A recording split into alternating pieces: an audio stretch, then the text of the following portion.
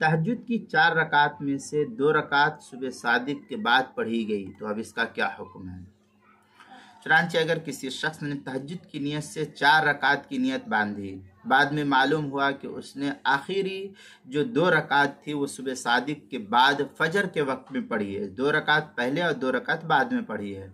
تو یہ جو پہلے کی 2 رکعتیں تھی وہ فجر کی وہ تو تہجد ہوگی، تو اور بعد کی جو 2 رکعتیں ہیں تو یہ 2 رکعتیں فجر کی سنت سے کافی نہیں ہوگی، بلکہ فجر کی سنت الگ سے اس کے بعد پڑھنی پڑے گی۔ یہ فجر کی یہ جو 2 رکعت تھی آخر کی، یہ 2 رکعت وہ سنت کی فجر کے قائم مقام نہیں ہوگا، اس لیے الگ سے پھر سے